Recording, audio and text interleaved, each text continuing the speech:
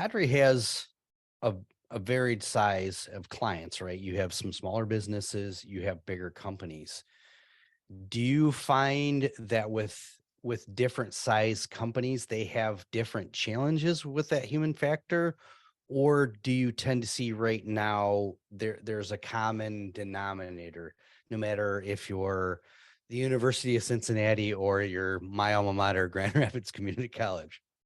Well, yeah. So there's certainly a great deal of attacks and vulnerabilities that are absolutely common to both large and small organizations. But there are other things that are particular to large and small organizations that are different. So small organizations, medium-sized organizations, sadly, one of the difficulties is they often think that they're not going to be the target of attacks because they think, well, we don't have deep pockets, so evil hackers aren't going to go after us. Well, that's absolutely not true. And in fact, almost the opposite, because the medium-sized organization isn't going to have the full-time VCSO, and CISO isn't going to have a lot of these high-end tools. So they are lower hanging fruit, frankly, for evil hackers, con artists. Also, malware scripts don't know what your bottom line is, right? They don't know how deep your pocket is. So the script doesn't care if you're a big company or a little company. They just care who clicked.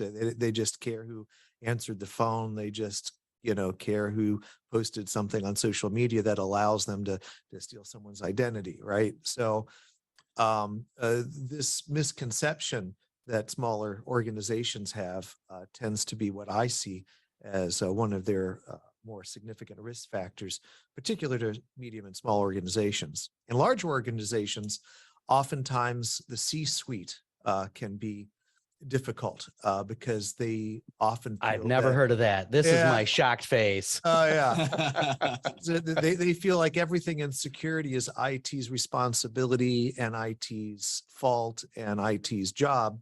And that's not true. Security responsibility with due care and due diligence goes all the way up to the top, all the way to the board of directors.